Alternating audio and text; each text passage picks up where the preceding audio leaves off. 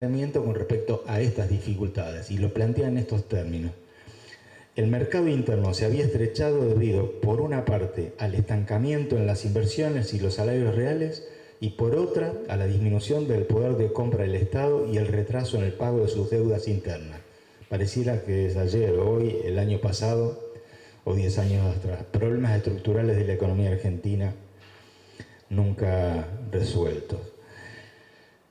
La Confederación General Económica, que fue creada en este marco entre el 53 y el 55, obviamente ocuparía un papel destacado en la preparatoria y en las conclusiones y en la conducción de lo que fue el Congreso General de la Productividad. Su titular era José Bergelbar, que en el 73 fue el ministro de Economía, asumió como ministro de Economía con Cámpora presidente.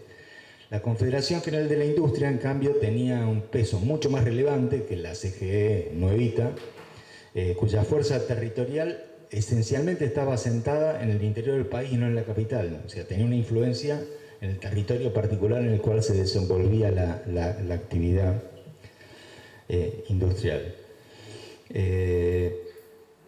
Perón, en uno de los discursos que dio en esos eventos, afirmó lo siguiente, textual: los únicos pueblos que no pueden ser gobernados son los que no están organizados. Nadie puede gobernar lo inorgánico. Y ustedes, hombres de empresa, saben mejor que yo el valor de esta verdad. Y agrega, porque además la lectura de esto también incluye a las entidades sindicales. No se puede discutir con los trabajadores sueltos, sino con las entidades que los representen. Y lo completa con esto. Les prometo que toda fuerza organizada del pueblo argentino, cualquiera sea el sector que represente, formará parte del gobierno y ninguna decisión será tomada del gobierno sin antes consultar por intermedio de ella los intereses que representan, puesto que en nuestro país toda organización representativa forma parte implícitamente del propio gobierno. Una invitación también en el marco, reitero, de lo que fue la crisis del 52. Perón además estaba convencido, a través de su discurso clarísimo en esto, en el papel central que tenía el mercado interno, el funcionamiento de la economía, y lo planteó en los siguientes términos en su discurso. Para poder desarrollar la industria, lo primero que hay que hacer es elevar el estándar de vida para que el consumo sea aparente al desarrollo de la industria, dado que no hay ningún mercado que pueda reemplazar al mercado interno, por grande, por hermoso que sea, porque siempre son aleatorios y nunca seguros. No se puede montar una gran empresa si uno por lo menos no está en cierta manera seguro. Y estaremos seguros cuando sepamos que lo que ustedes industrializan lo va a usar el pueblo argentino. Si nos sobra algo lo venderemos por ahí, pero primero el pueblo argentino. Con sus modificaciones, digamos, el capitalismo cambió bastante, Argentina cambió bastante, pero me parece que esta frase y esta afirmación es muy fuerte. Y cuando termina el discurso plantea Perón lo siguiente, que yo prefiero lo antieconómico que hagamos nosotros a lo económico que venga de afuera. Siempre pensé así. Bueno, el seguimiento del discurso y las nuevas afirmaciones de Perón también estaban asociados a transformaciones que habían ocurrido en todo lo que era la vida industrial, la estructura industrial, fruto de lo que habían sido los procesos de sustitución de importaciones, ¿no? Argentina había arrancado previo a los años 30 con un proceso de industrialización que se expresaba también en las tasas altas de urbanización que tenía la Argentina en relación al resto de la América Latina, pero era una clase trabajadora industrial que tenía un poder de compra virtualmente reducido a la posibilidad de acceder a los alimentos, que ya era bastante, pero no mucho más de eso. Pero a partir del desarrollo industrial y sobre todo las transformaciones del 45 al 55, lo que se ha visto es un conjunto de transformaciones en la estructura industrial orientada al mercado interno, asociada con los nuevos niveles de remuneración de los trabajadores y trabajadores. Si antes de los años 30 fundamentalmente el ingreso se destinaba a comprar alimentos, a partir de finales de los 30 y a partir del 40, y sobre todo entrado el proceso del peronismo, esto se tradujo en un incremento de la importancia de los bienes industriales, no solamente de consumo no durable alimenticio, sino de consumos durables referidos, por ejemplo, al tema de la vestimenta, y ya sobre finales del primer gobierno de Perón, esto se transformó en un salto en calidad en el proceso industrial tal que generó la posibilidad de la aparición de ramas de actividad destinadas al mercado interno, produciendo bienes durables. Primero, bienes durables vinculados con el terreno de la casa, me refiero fundamentalmente al heladero, me refiero y a otros enseres del hogar, y a partir de eso y sobre el final del gobierno, cosa que permite explicar por qué ya después del golpe y durante el año 58-59 se desarrolló la industria automotriz. Esto mostraba una capacidad de ahorro en los hogares obreros que permitían abastecer entonces los bienes de consumo no durables como alimento y vestimento, algunos de los durables que tenían que ver con el confort de la casa, y se va incorporando el auto un poco más adelante. Pero también Perón, con sus contradicciones, tenía una mirada restringida respecto de lo que él entendía debía ser el rol del Estado. Y este es uno de los párrafos seguramente más conocidos del discurso que dio en aquellos años. Perón dijo: la industria es una empresa privada. El Estado no tiene ningún interés, y tan pronto las empresas estatales actuales tomadas en estado antieconómico puedan ser devueltas a la actividad privada, el Estado tendrá un gran placer en desprenderse de todas esas empresas y entregarlas a los privados. Nosotros somos gobierno, no somos industriales. De manera que en ese sentido, organizada la industria, creados los sectores, garantizada la seguridad de que esas empresas van a tener o van a ser bien dirigidos y realizados, las entregaremos. Nosotros no queremos industria porque nos dan mucha pérdida y quizá a ustedes les puedan dar ganancia. En eso vamos a estar muy de acuerdo. El problema que tenemos es que no le podemos preguntar a Perón qué podría pensar él ahora, ¿no? Pero este fue un discurso que contextualizado permite entender parte de los procesos, las tensiones, las contradicciones, etc. La verdad es que yo tengo mucho para leer, pero me parece demasiado. Voy a sintetizar.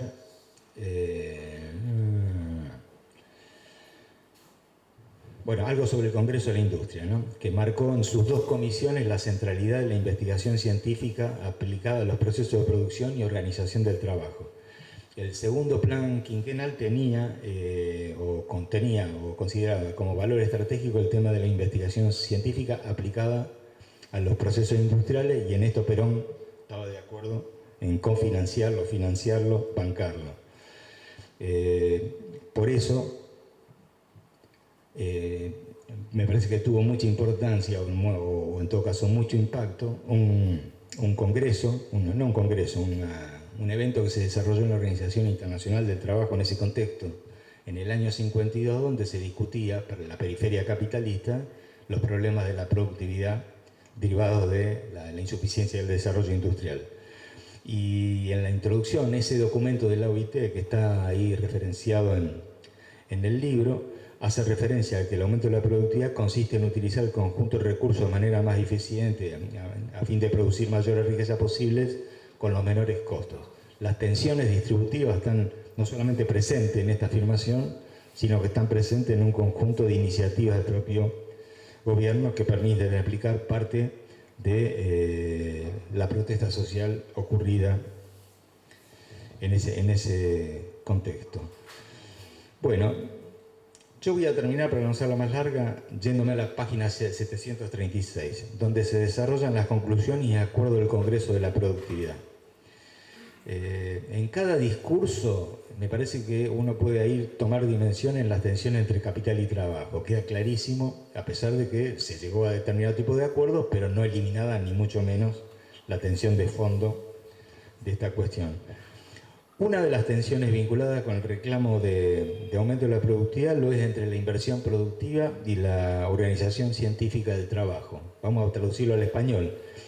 Las representaciones empresarias ponían más énfasis en la segunda vía, esto es, limitar las ausencias, las vacaciones, ver qué pasa con las licencias por las enfermedades, ser más eficientes, cuidar las herramientas, etc. Y mucho menos en la primera, que es el tema de inversor.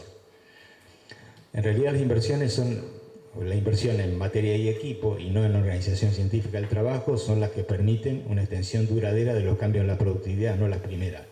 Las primeras tienen vida corta, las primeras son el taylorismo, ni más ni menos. Y es una cuestión que a mí me interesó señalar y que aparece ahí en la discusión del Congreso, porque estamos en la misma hoy. Es muy interesante mirar hoy cuál es el origen de la ganancia de las empresas que se expresan a través de los balances que presentan ante los organismos que están obligados a hacerlo. Y lo que se ve ahí hoy es un cambio brutal, no solamente en la Argentina, sino en el mundo, pero acá tiene características particulares, donde el origen de la ganancia, el origen principal de la ganancia no está asociada a lo que uno considera la actividad principal, que es la extracción de trabajo excedente a los trabajadores de esas empresas, sino la apropiación de trabajo excedente que se genera en otro lado, o sea, una actividad o una actitud rentista. Esto es muy fuerte en las grandes empresas, pero también en las medianas grandes.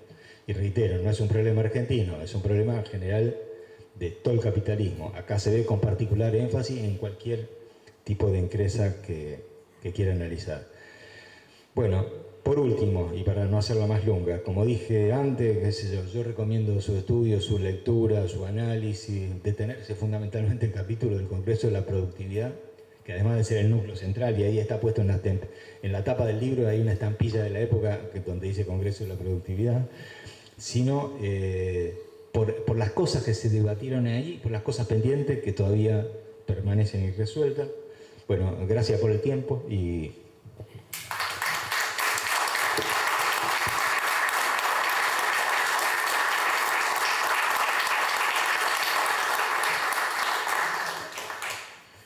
Bueno, luego de la clara exposición de Sergio sobre el contenido del libro, vamos a dar lugar a quienes van a comentar la exposición y a su vez también algo sobre el libro. Verán que está faltando uno de los que iban a hacer ese trabajo. Se trata del diputado nacional Eduardo Tonioli, quien pidió que por favor lo disculpáramos por no estar presente, pero como es de público conocimiento, hoy había sesión y era muy importante lograr el quórum, que por suerte se logró y hasta donde sabemos,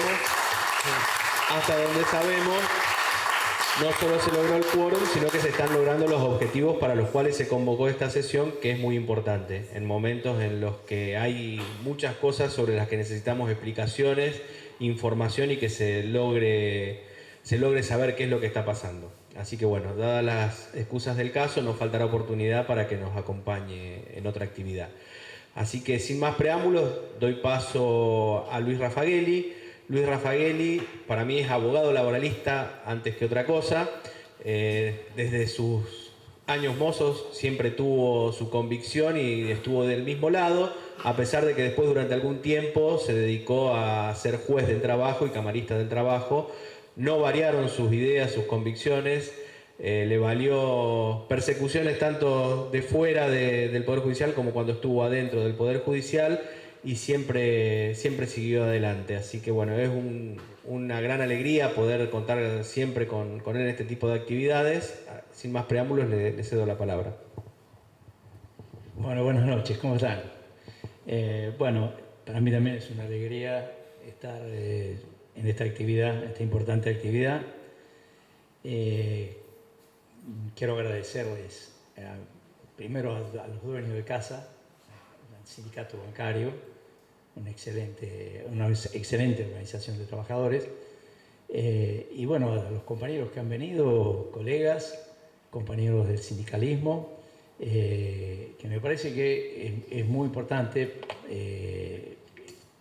de alguna manera, poder releer la experiencia que nos está brindando esta obra y traerla al presente para que intentemos otra cosa, intentemos una recuperación y tomemos bases de aquella experiencia que para mí particularmente es la experiencia del Estado Social de Derecho de la Argentina. Allí nació. Es una definición mía principal. Bueno, creo que la intervención de Sergio Barelovich ha sido brillante, tiene una gran profundidad y densidad conceptual que obviamente con solo pensar en los autores que citó, bueno, está reflejando en cierto modo también la profundidad de los autores de esta obra. Yo recuerdo que la obra se llama Procesos de Trabajo, Productividad, Acuerdos y desacuerdos en Argentina, 1945-1955. Como dijo él, es una obra de más de 1000 páginas, así que realmente tanto Julio Nefa como Héctor Cordones, que fueron profesores míos en la maestría de Ciencias Sociales del Trabajo, y allí los conocí, me parece extraordinario que se hayan detenido a estudiar lo que implicaba esa década de tensiones, como bien se dijo acá, y esa década claramente de lucha entre el capital y el trabajo. Pero que es importante ver qué conceptos se manejaban, tanto desde la empresa, fundamentalmente desde la empresa organizada en ese momento.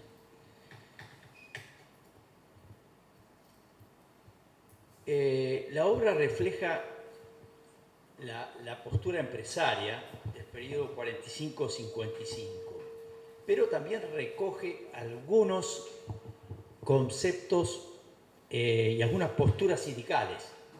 Recordamos, como bien dijo Sergio, de hace más de 70 años, para que nos podamos ubicar en lo que significaba ese debate hace 70 años y podamos compararlo el nivel de debate que hay hoy en la Argentina, tanto político como social y cultural.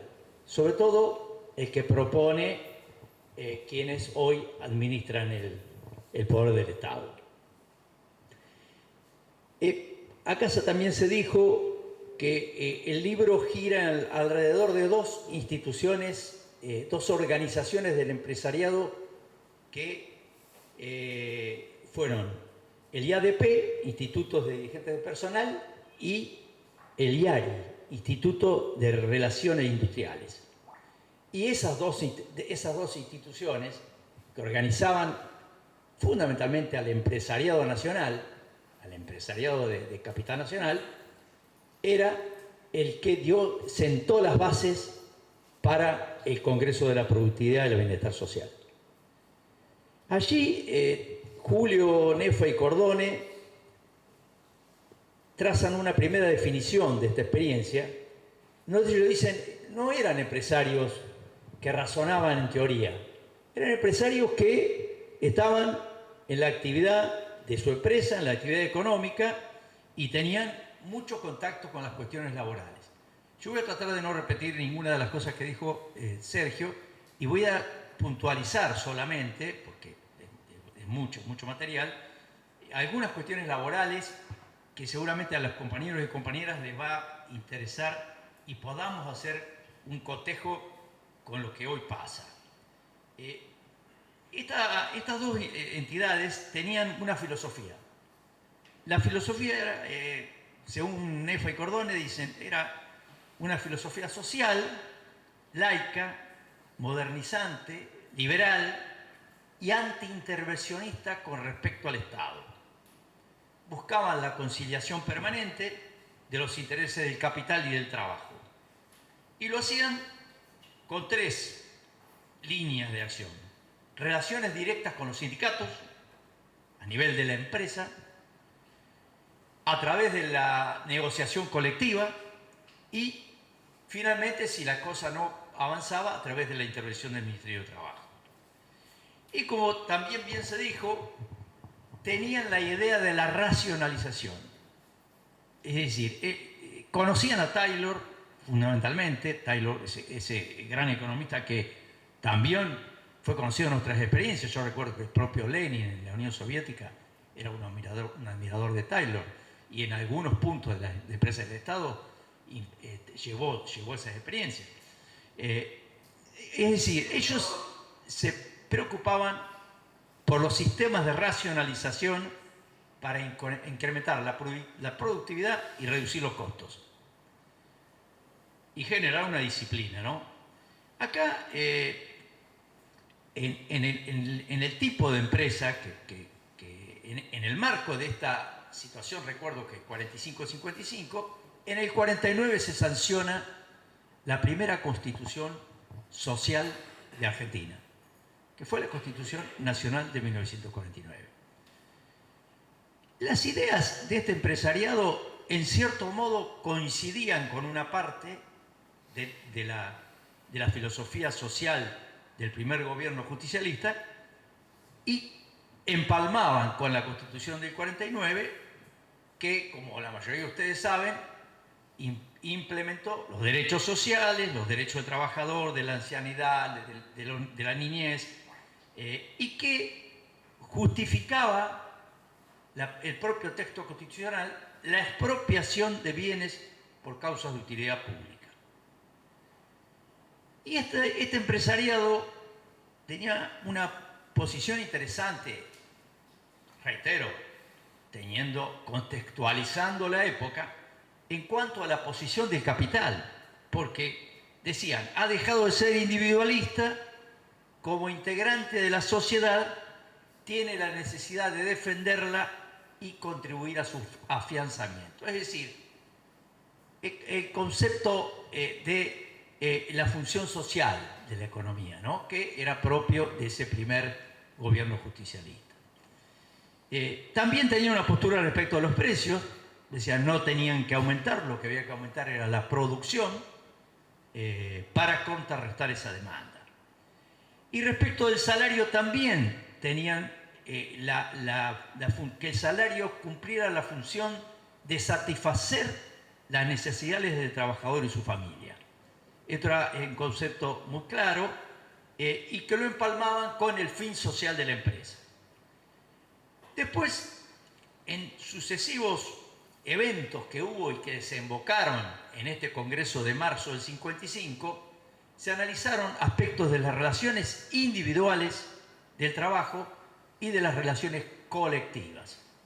Como ustedes saben, las relaciones individuales son las que regulan el contrato entre el trabajador individualmente considerado y la empresa, los derechos y obligaciones, y las relaciones colectivas, básicamente la negociación colectiva, la organización sindical y cómo funciona la organización sindical, y el conflicto a través de la huelga y cómo funciona eso cuando no hay acuerdo y cuando se desata el conflicto. Ellos tenían esa visión racionalista, por ejemplo, en la selección de personal. Ellos hablaban de una psicología aplicada y ahí aplicaban también el método taylorista de la Organización Científica del Trabajo. Crearon una escuela de dirección del personal con plan de estudios interdisciplinarios, filosofía del trabajo, derecho del trabajo, ergonomía, medicina del trabajo. Es decir, para la época, evidentemente, vamos a coincidir en que era muy avanzado. Por supuesto que había cosas que ellos analizaban, las relaciones entre el trabajo y la organización científica, y tenían inclusive oficinas de la organización científica y oficinas de personal separada. Entonces se hablaba también de la necesidad de regular la facultad del patrón de reubicar y rotar la fuerza del trabajo. Ya se discutía ese tema. Después, otro de los aspectos que se trataban mucho eran los que Julio Nefa dice, ha analizado, aquí se dijo, que son las CIMAT, condiciones y medio ambiente de trabajo. Bueno, ellos analizaban todo eso y básicamente hoy en día en el mundo se habla de salud y seguridad laboral. En aquel momento se hablaba de higiene industrial, medicina del trabajo y social en pro del hombre que trabaja. Es decir, eran conceptos iniciáticos de lo que posteriormente, y con el desarrollo y la evolución de las ideas y de las luchas sociales, hoy se llega al concepto de seguridad y salud en el trabajo. Por supuesto, se hablaba de examen preventivo, diagnóstico precoz, evitar los salarios por enfermedades, que por supuesto no eran solamente una cuestión por la importancia del ser humano, sino que en la visión taylorista les interesaba mucho que no hubiese enfermedades laborales. Inclusive el tema del ausentismo era un tema analizado. Para eso el propio Ramón Carrillo, que fue un extraordinario ministro de Salud Pública del primer peronismo, tuvo que intervenir en alguna de esas reuniones para analizar y debatir sobre el concepto de ausentismo y las causas del ausentismo. Para eso ya ellos conocían, tenían relación también con la Organización Internacional del Trabajo y hablaban de respetar el estándar de la OIT en materia de ausentismo, que era del 3%, más o menos 9 faltas por año y por trabajador. Bueno, después se habla del salario, y acá hay una cosa muy importante que dice Nefa y Cordone.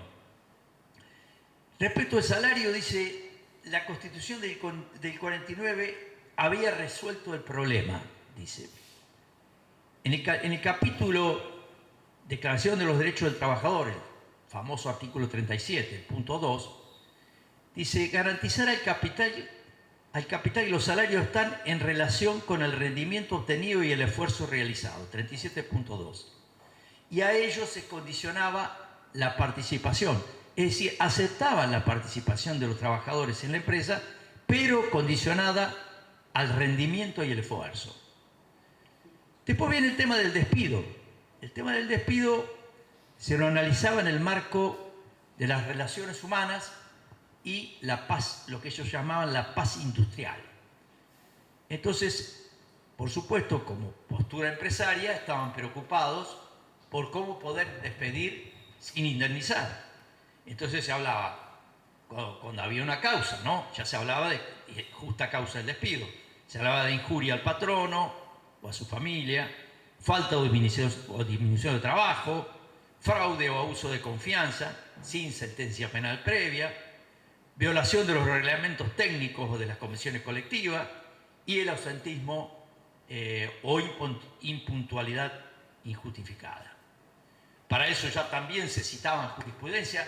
Recuerdo que en ese tiempo recién la justicia del trabajo en la Argentina nace en el 45, en la justicia nacional del trabajo, y la justicia provincial en la provincia de Buenos Aires nace en 1948, o sea que no había fallos. Los fallos que se citaban eran los fallos de la justicia civil y era una visión netamente patronal. Es decir, acá esa primera experiencia, el 45-55, lo que empieza a cambiar, además de la presencia del nuevo sujeto social, ¿cuál era? El proletariado joven, los sindicatos y el hecho de que el peronismo entendiera que era necesario una justicia especial, no solamente en las cuestiones de fondo, sino también en los procedimientos, en las acciones para hacer valer esos derechos. Bueno, también en el 45, que tiene que ver con el 33-302, eran relaciones individuales de trabajo, y después viene el decreto 23852, que estableció el régimen legal de asociaciones sindicales. Era interesante, pero tenía algunas deficiencias, era muy nuevo ese régimen. Por ejemplo, no contemplaba la existencia de delegados obreros, pero tampoco los prohibía. Y eso fue una cosa que permitió que la energía del movimiento obrero comenzara a generar el nacimiento de las comisiones internas y de los delegados de personal de hecho. Entonces, comenzaba a discutirse la necesidad de pasar del reconocimiento de hecho. Las empresas tampoco inicialmente se opusieron a las designaciones de delegado de personal, pero la propuesta era legalizarlo en la reforma de la ley de asociaciones sindicales y detallar la tarea de los delegados de personal. Ahí había una lucha también, porque las empresas querían que estuvieran detalladas qué cosas podían hacer los delegados de personal. Y los sindicatos, obviamente, ya existía, no estaba el convenio 87 y 98 de libertad sindical, que es el máximo de convenios de la OIT, pero ya se hablaba de la libertad de poder, de la libertad de reclamación. Ahí tanto Nefa como Cordone destacan la presencia de un gran jurista patronal, que fue Guillermo Cabanelas. Guillermo Cabanelas fue un hombre que debe haber muerto en los 80, mediados de los 80. Y Cabanelas en ese momento que tenía mucha presencia académica y empresarial, él decía que había que delimitar o limitar las facultades de las comisiones internas y de las facultades de los delegados. Entonces decía que podían formular denuncias por incumplimiento de los convenios colectivos, que podían formular iniciativas para mejorar la producción y las condiciones de trabajo, que podían hacer reclamos por categoría, por sueldos, por condiciones de trabajo, y que los sindicatos podían percibir cuotas sindicales de los trabajadores afiliados o por intermedio de la empresa, previa resolución del Ministerio de Trabajo. Luego vienen los convenios colectivos de trabajo, muy rápido acá. En ese momento no estaba todavía la ley de convenios colectivos de trabajo. La ley de convenios colectivos de trabajo, una extraordinaria ley desde el punto de vista no solo del fondo, sino de la técnica jurídica, es del año 1953 y está vigente. Ha tenido modificaciones, por supuesto. Por ejemplo, el empresariado, ¿qué quería? Convenios de empresa. Quería convenios de empresa con fortalecimiento del poder disciplinario, de su propio poder disciplinario. Pero este modelo, evidentemente, no era aceptado ni por la idea que imperaba en el gobierno, ni por los propios sindicatos. Y esto cuando se aprueba la ley en el 53, ustedes saben que una ley no se aprueba de un día para otro, cuando se aprueba la ley, se establece la negociación por actividad. Y ahí se da, digamos, en palma el modelo vertical de organización sindical con la negociación por actividad, que le da mucho más fuerza al convenio colectivo y a la posibilidad de defensa de ese colectivo de trabajadores, porque en la empresa está limitado porque el poder empresario está directo en la relación con la empresa. Ahí en uno de esos encuentros que se sucedieron desde el 49 al 55, hubo una ponencia con un seudónimo y que criticaba la postura patronal de estas dos organizaciones, del personal y de relaciones industriales. Y decían, los sindicatos serán una creación mala o buena, pero figuran en el cuadro de las relaciones sociales y subsistirán sin que puedan ser eliminados. Otras empresas lo consideran como un valioso aliado para mejorar las relaciones de trabajo. Y tanto Julio como Héctor Cordone dicen, un sindicato informado estará más dispuesto a atender razones que otros mantenidos en la ignorancia. Por razones de supervivencia, un sindicato nunca puede mantenerse inactivo. Y aquí hay un concepto que nosotros ya utilizamos ya mucho más acá en el tiempo, que se viene utilizando ya desde la Ley de Contrato de Trabajo, año 74, septiembre del 74, les recuerdo, el autor, Norberto Centeno, asesinado por la dictadura, hablaba del derecho a la información de la empresa como un activo en una relación, en relaciones laborales democráticas avanzadas para aquel momento, en mi criterio.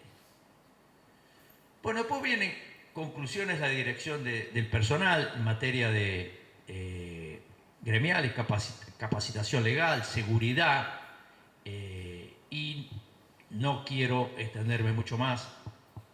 También se hablaba, hubo 4 conferencias hasta el 51 de este empresariado, 4 conferencias, del 49 al 51. Y en una de las últimas se habló de la práctica desleal. Las prácticas desleales, dice, como norma general, es necesario el mantenimiento de una política de personal respetuosa de los derechos profesionales de los trabajadores. como medio para evitar la configuración de prácticas desleales. Caracterizaban la relación salarial en sus dimensiones individuales y colectivas. Ustedes saben, como bien lo dijo con toda claridad Sergio, el salario para los laburantes, para sus organizaciones, tiene que nacer de las propias necesidades del colectivo laboral y no impuestas ni por el Estado ni por el mercado. ¿Por qué? Porque todos sabemos que lo primero que hizo la dictadura en el 76 fue congelar la negociación colectiva y prohibir los sindicatos y fijar los salarios por decreto. Fíjense, claridad meridiana a lo largo de los años, qué es lo que pasa cuando no funciona el sindicato y cuando no funciona la negociación colectiva. Porque el salario se logra a través de la negociación colectiva cuando hay acuerdo. Y si no hay acuerdo, se utiliza el conflicto, el derecho de huelga. Voy terminando y dejo algunas reflexiones finales de Nefa y Cordone.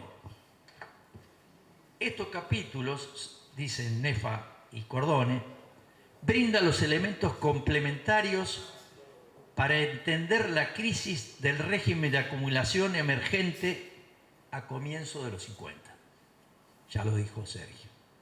Evidentemente, el régimen de acumulación tenía tensiones de todo tipo. No solo había problemas sociales, había problemas del modelo económico, había tensiones políticas y había una oposición feroz de la oligarquía, hay que decirlo, a ese gobierno. Entonces, las causas, dicen ellos, este capítulo brinda los elementos complementarios para entender las causas de la crisis del régimen de acumulación emergente, la construcción de una ideología y la formación de las reglas sobre el trabajo, sobre las relaciones de trabajo, especialmente el salario, en sus dimensiones individuales y colectivas, cuestionada por la crisis. Todos sabemos cómo terminó, lamentablemente, esa experiencia, ¿no es cierto? El empresariado nacional se encontraba organizado y debatía los problemas del trabajo. Pensaba una sociedad integrada, con justicia social y con la legitimación del sindicato como sujeto social fundamental. Debate centrado en el valor agregado de la producción. Y aquí digo dos o tres cositas, tres frases de mi cosecha. Yo creo que el tema que hemos estado analizando nosotros, o que estamos analizando, creo que también Sergio lo dijo, no puede ser ajeno al momento actual. Obviamente que este análisis, el momento actual, han pasado muchos años y hay que adaptarlo a las nuevas tecnologías, a las nuevas formas de organización de la empresa y a las nuevas formas de trabajo. Eso es obvio. Pero todo esto demuestra que la presencia del Estado y el protagonismo de los actores sociales, caso concreto la organización empresarial, pero básicamente para la transformación del sujeto social laboral, son los que permiten la posibilidad de la vigencia de la justicia social. El modelo que nosotros estamos viendo en este momento estableció una apertura total de la economía y esto tiene que ver con la destrucción de la pyme, es decir, totalmente contrario a esto que estábamos hablando. Son efectos letales para las pymes, caída de la inversión y del empleo y haciendo eje en la primarización de la economía, del sector primario de la economía y el extractivismo. El contenido internacional, obviamente, hay un gran desorden bajo los cielos, no nos ayuda. La tecnología digital y el Big Data no ha traído un mundo más racional y predecible, ¿sí? No todo lo contrario. Ahora, la pregunta que se hace un autor que le gusta mucho acá a Sebastián, y me pasó un libro, Mark Fisher, dice, ¿es el liberalismo económico, el libre comercio, y la desregulación el mejor y único modo para el desarrollo de las sociedades modernas? La pregunta que tira. Y yo me digo, ¿y nosotros podremos cambiarlo? Tengo la esperanza que sí, y sobre todo con la presencia de los laburantes. Muchas gracias.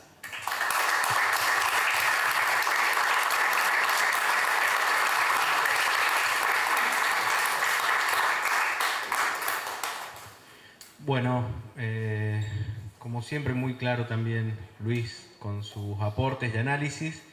Y ahora vamos a darle la palabra a uno de los autores del libro, un economista que ve la economía desde el mundo de las relaciones del trabajo y de los sujetos trabajadores, algo que como bien se ha destacado hasta este momento por las dos personas que hablaron previamente, no sería lo que estaría imponiéndose en nuestro país en este momento, sino que estamos en un momento de una economía totalmente abstracta, centrada en lo financiero y que desconoce por completo la realidad de las personas y sobre todo de la mayoría de la población, que es el pueblo trabajador, quienes viven de su trabajo, quienes producen bienes para mejorar la vida de sus familias y de otras familias también.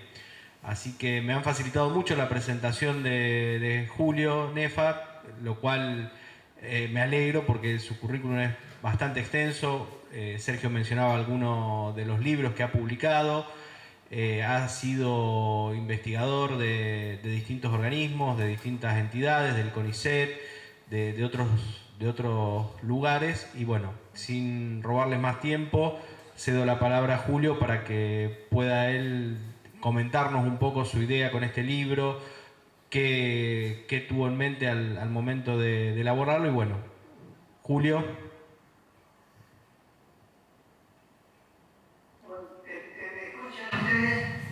Perfecto, perfecto. Porque yo tuve unas dificultades y cortaba un poco la voz y a veces quedaban ustedes fijos ahí como muñecos en la mesa, ¿no? Bueno, entonces, creo que primero, bueno, agradecer al doctor Arelovich por su presentación. Obviamente también a Luis Raffagelli, que completó y amplió un poco lo que queríamos decir en esa publicación, y también al moderador, que no tengo el nombre, no tengo el apellido, así pero le agradezco de cualquier manera. Bueno, entonces, una cosa importante, bueno, es un trabajo que nos llevó 3 años y que tiene la virtud, digo yo, que se analizaron prácticamente todos los documentos de los 3 congresos de la productividad, el de relaciones de todo, la posibilidad de entrevistar con mucha asiduidad a los directivos de esa institución que reunía no a los empresarios, Luis, reunía a los gerentes de relaciones de trabajo. Primero se llamaba Instituto Argentino de Director de Personal y luego se llamó Instituto Argentino de Relaciones Industriales, cuando el tema de las relaciones industriales se comenzó a profundizar, sobre todo en Estados Unidos. De modo que el mérito, digamos, es que pudimos recuperar todos los documentos y tuvimos que recurrir a la biblioteca del Banco Central, que es la única que tenía esos documentos, porque durante el periodo de la Revolución Libertadora, todo ese material se quemó prácticamente en la biblioteca de la Confederación General Económica. No encontramos esos libros, tuvimos que ir a la biblioteca del Banco Central.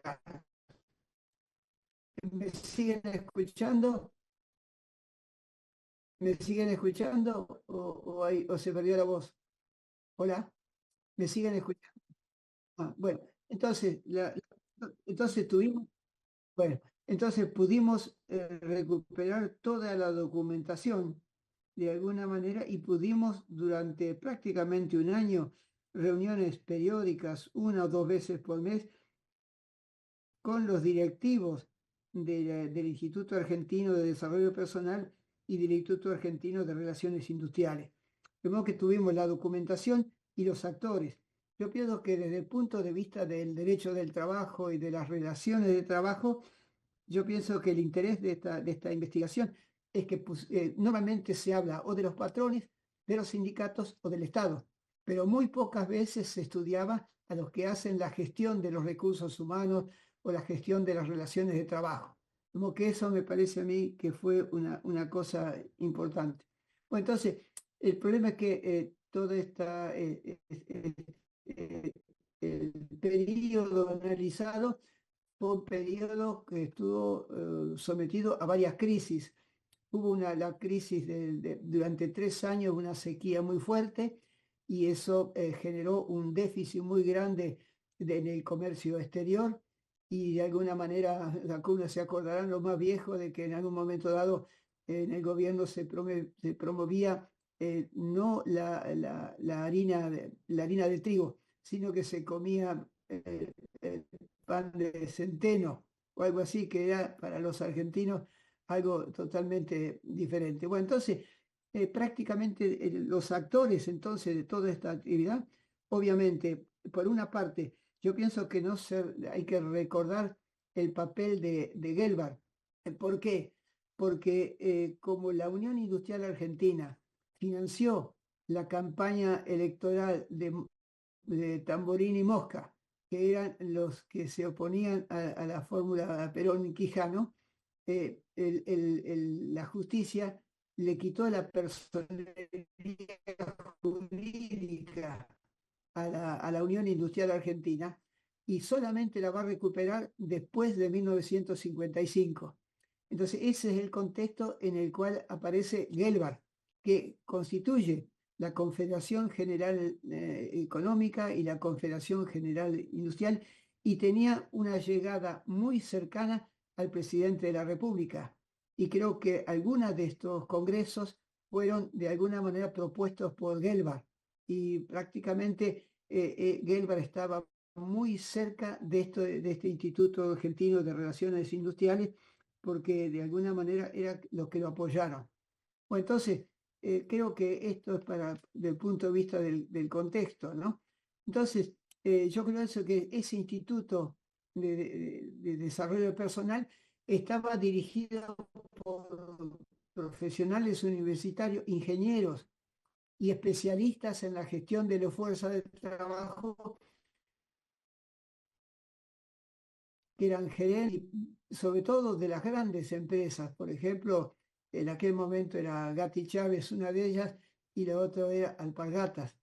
Y ellos conocían muy bien la experiencia internacional, habían ido a muchos congresos, conferencias de la OIT, y eran muy críticos, obviamente, de las políticas económicas y laborales del gobierno, pero no lo cuestionaban formalmente.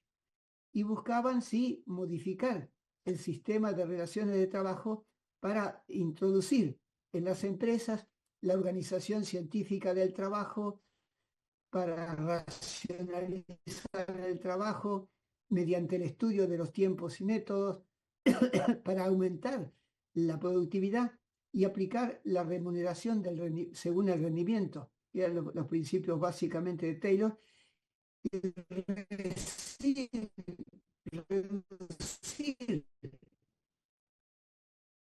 el ausentismo de grandes empresas que tenían un margen de autonomía muy fuerte y decretaban paros y huelgas con autonomía respecto de los sindicatos, y lo que buscaban ellos era fortalecer el papel de los supervisores y jefes, aconsejando que no adhirieran a los sindicatos obreros. Eso que fue uno de los temas centrales del Congreso de la actividad. Entonces, la actividad de estos, digamos, de estas instituciones tenían una concepción moderna de las relaciones de trabajo, de la productividad y de la disciplina laboral, buscando que no obstaculizaran el funcionamiento de la empresa ni la obtención de las ganancias. Entonces, prácticamente era una política de modernización de las relaciones de trabajo, y el punto central era el incremento de la productividad. Entonces, el problema es que eso surgió porque, por una parte, había un déficit de comercio exterior y prácticamente Argentina durante todo el último periodo, sobre todo después del año 49, no pudo renovar las máquinas que estaban ya amortizadas y obsoletas, y entonces de alguna manera, como no se podía incrementar la producción con nuevas máquinas y nuevas maquinarias modernas, lo que se buscaba era estimular la productividad como una forma de compensar ese rezago que había en cuanto a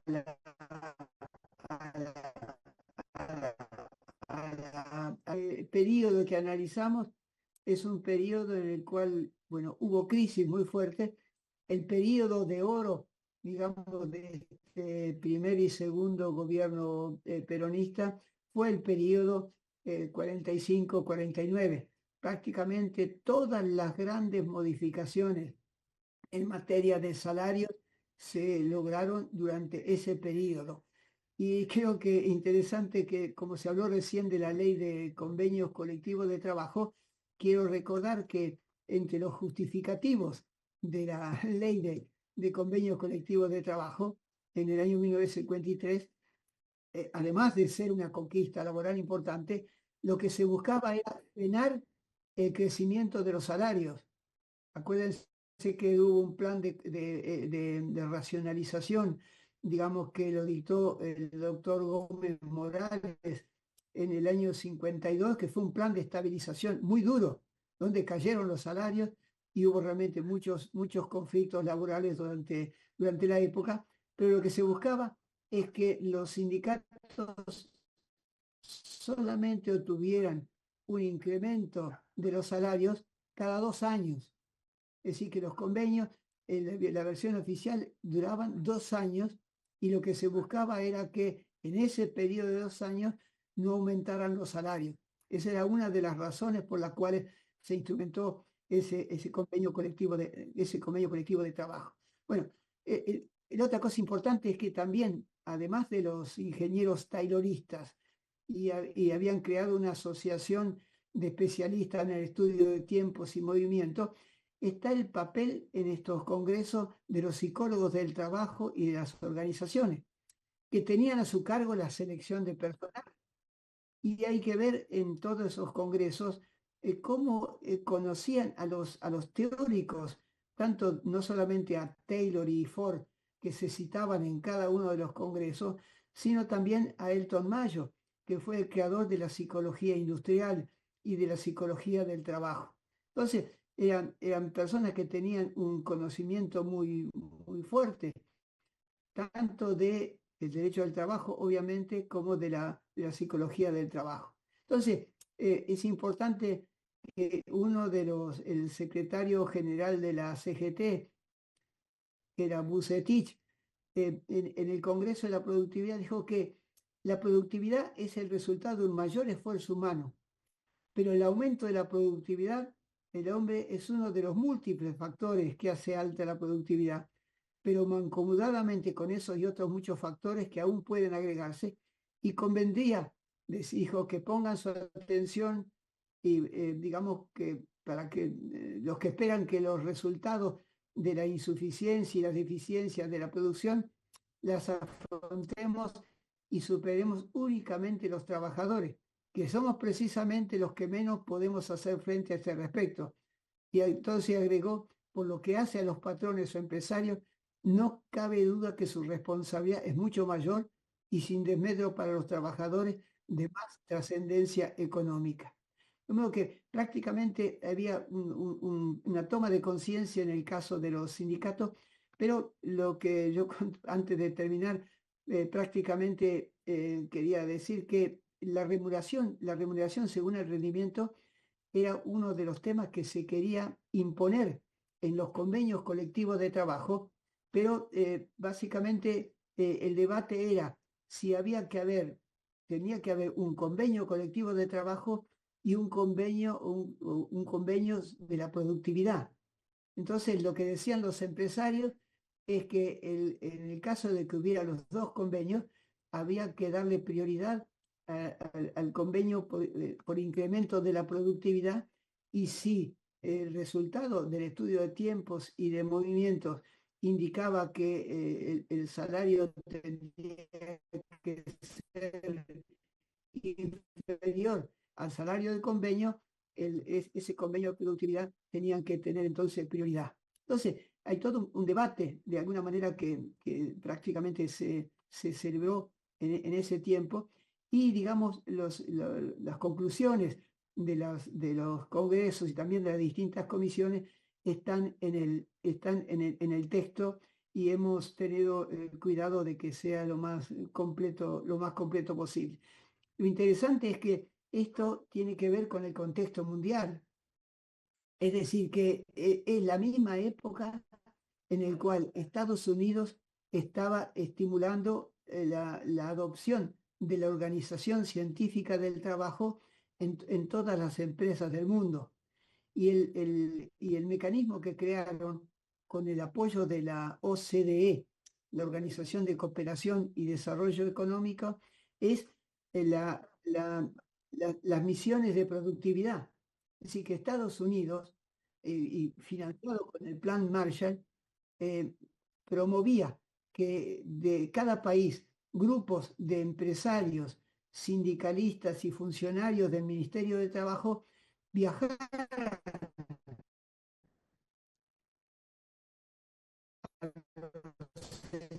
en las empresas donde se aplicaba con éxito tanto el taylorismo como el fordismo, para después replicarlo en Argentina.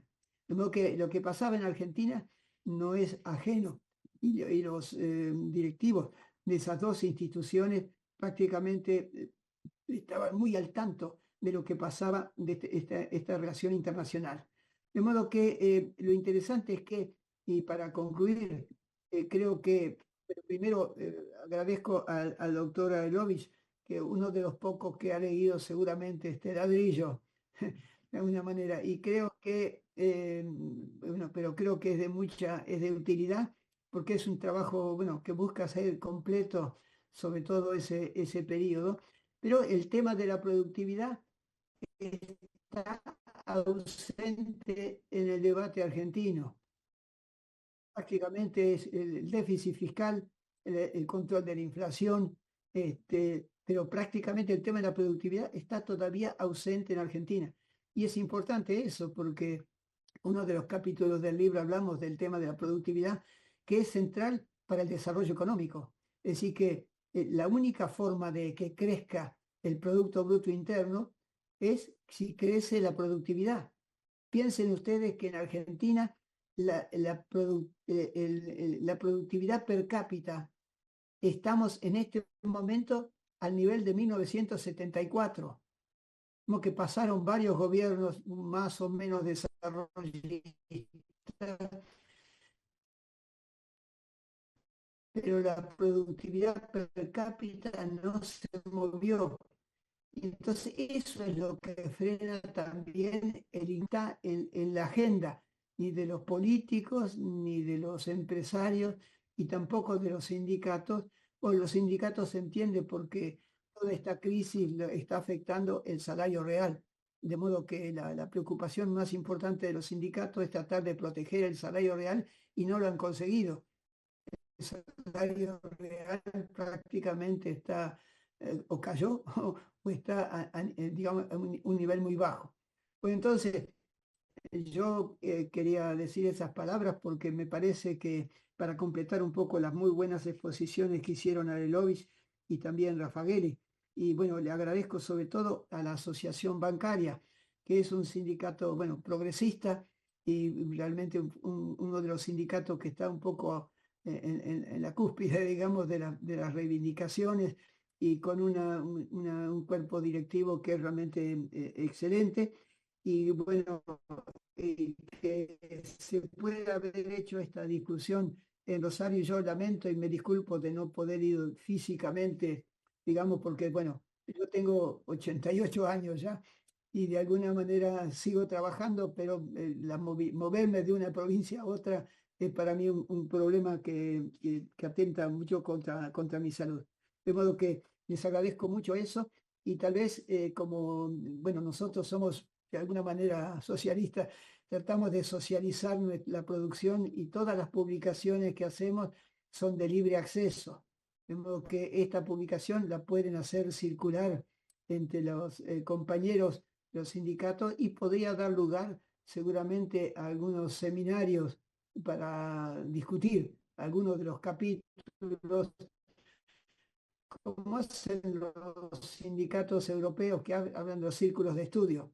Es decir, que cada año hacen un programa de formación, eligen una serie de publicaciones y se reúnen periódicamente para comentar esa publicación para poder sacarle más el jugo. De modo que les agradezco muchísimo y es para mí un honor que le hayan dedicado tanto tiempo a leer, en el caso de Arerovich, y también a los compañeros que están en la sala y que no veo. Esperemos que este debate los estimule, bueno, no sé si a leer esas 1000 páginas, pero sobre todo a reflexionar sobre el tema de las relaciones de trabajo y el papel que cumple esta problemática de la productividad, y seguramente poner algo de la Organización Científica del Trabajo, introduciendo la remuneración según el rendimiento. En muchos convenios con esa remuneración según el rendimiento, lo que se busca es la intensificación del trabajo. Y creo que de alguna manera ese es un tema que va a tener seguramente mucha repercusión, pero ojalá la discusión sea sobre la productividad, porque el incremento de la productividad no depende exclusivamente de los trabajadores. Es un problema que tiene que ver con el cambio científico, tecnológico y con, de alguna manera, la forma de gestión empresarial. De modo que Argentina tendría que modernizarse, digamos, para que en las empresas y organizaciones se tome en cuenta el impacto que tienen las relaciones de trabajo sobre la vida y los para estimular el trabajo de manera tal que eso genere una mayor fatiga y provoca accidentes y enfermedades profesionales. Y yo quisiera terminar diciendo que en Argentina, bueno, tenemos muchas cosas para hacer. Bueno, el gobierno es una marcha atrás, pero que en materia de la legislación hay muchas cosas a mejorar. Hablo ahí a Raffaelli, que es nuestro maestro en materia de relaciones de trabajo. Y yo diría que hay, digamos, un déficit muy grande en materia de salud de los trabajadores, porque de las reformas cuando privatizó la seguridad, la gestión o la prevención en materia de salud ocupacional, y esas cosas que quedaron de la época de Cavallo todavía están vigentes. Nadie se animó a tocar las ART, que son compañías de seguro, que lo que buscan es aumentar su tasa de ganancia. Y dentro del marco de temas a los cuales se ocupan, prácticamente no hay una palabra de los riesgos psicosociales en el trabajo, un tema sobre el cual estamos investigando desde hace unos 10 años, y es porque el trabajo impacta no solamente sobre el cuerpo, impacta sobre el ser humano, sobre sus dimensiones psíquicas y mentales. Y eso es una pandemia. Y no hay una palabra en la legislación argentina sobre los riesgos psicosociales, mientras que Chile lo tiene desde el siglo pasado, Colombia desde el siglo pasado, México lo implementó hace una década, en Ecuador se habla de eso, creo que hasta en Bolivia se habla de los riesgos psicosociales en el trabajo.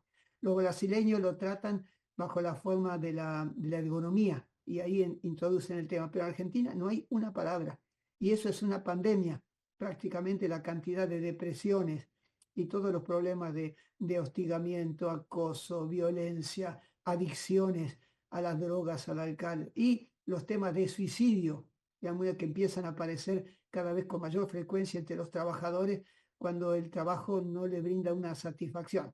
De modo que con esto les agradezco infinitamente la atención que nos prestaron. Gracias.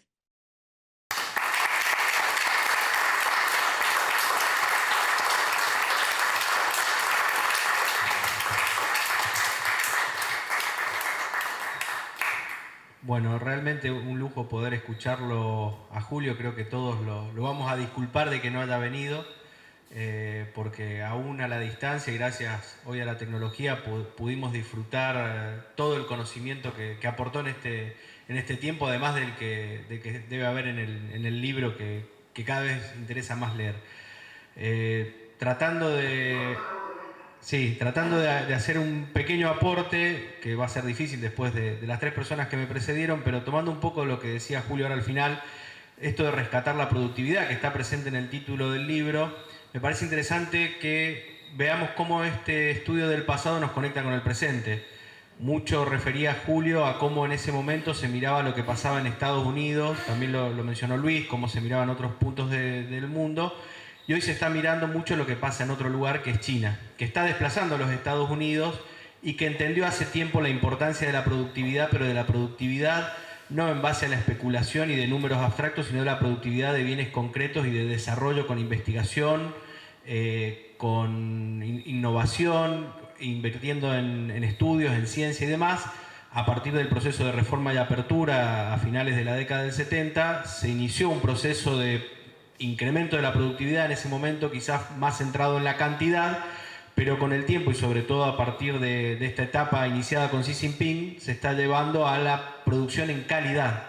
Le comentaba recién a Luis que veía en estos días que una fábrica va a producir 35.000 vehículos eléctricos de alta calidad en un año con solo 2.000 trabajadores. Entonces, bueno, es muy importante la productividad puesta al servicio del pueblo, que el pueblo pueda vivir cada vez mejor, algo de lo que decía Sergio, esto que se planteaba en el Congreso y que lo planteaba el presidente de ese entonces, el consumo interno es fundamental, mejorar la vida del pueblo es fundamental. ¿De qué nos sirve producir para exportar si la gente acá la pasa cada vez peor? Y bueno, también podemos ver en definitiva estos dos gigantes y sus devenires. Estados Unidos, vemos imágenes, parece un pueblo de zombies entre los problemas de la droga, la pobreza y demás, mientras que vemos en China cómo va mejorando la vida de la gente, las grandes construcciones, las infraestructuras puestas al servicio de facilitar la vida. Y bueno, me parece que no tenemos que ser ni como uno ni como el otro, somos argentinos y argentinas, pero sí tenemos para aprender de estos procesos históricos y de lo que ha ido sucediendo, y tenemos en nuestro pasado un momento en el cual quisimos generar un desarrollo propio con innovación, con producción, ir ampliando, tuvimos planes quinquenales, es una herramienta que quizás tengamos que recuperar. Y bueno, me voy con mucho interés por leer el libro, así no lo dejo solo a Sergio en esta tarea, que bueno, parece que fue el único que lo leyó en profundidad, además del autor. Bueno, las más de 1000 páginas. Acá Luis me dijo que leyó 300, voy a leer 700, así quedo en el medio y bueno, hacemos un promedio. Muchas gracias a todos y a todas por haber participado y sobre todo a Julio Nefa por darnos la oportunidad a partir de su obra de poder revisitar estos temas y debatirlos. Gracias.